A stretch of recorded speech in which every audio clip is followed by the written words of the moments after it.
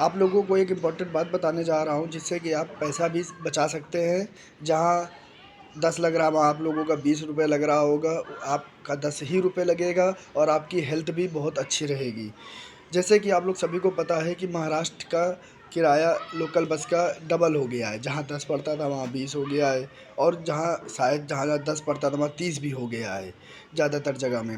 तो इससे क्या है कि जैसे कि आप जहाँ से बैठते हैं, जहाँ से आप बस में बैठते हैं, इसके बाद जहाँ तक जाते हैं वहाँ तक का किराया आपका पहले 10 पड़ता था। अब वहाँ तक का किराया किसी का हो सकता है 20 भी हो गया हो या किसी का 30 भी हो गया हो, लेकिन इससे उतना ही किराया लगेगा और आपकी हेल्थ भी अच्छी रहेगी। आपको क्या करना है कि हो सकता है कि आपका 1-2 बस स्टॉप पहले वही सेम किराया हो, जैसे कि 10 पड़ता था तो 10 ही हो सेम।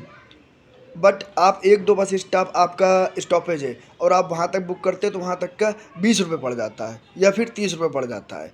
तो कोशिश करो, एक एप्लीकेशन है PMPL करके, उस पे आप बस नंबर डालिए और उसमें सर्च कीजिए कि इस स्टॉप से लेकर इस स्टॉप तक अगर हम जाते हैं तो उसमें कितना किराया पड़ता है। हो सकता है कि आप जैसे पहले जाते थे उतना 10 ही रुपये दिखाए, या एक स्टॉप बाद अगर आप उतरते हो जैसे कि आपका स्टॉपेज है तो हो सकता है वहाँ का किराया वो 20 हो जाता है या फिर 30 हो जाता है। हो सकता है कि आप चेक करो, 1-2 बस स्टॉप पहले चेक करके देखिए, हो सकता है वही किराया आपको 10 ही रुपये लगे जैसे कि पहले लगता था।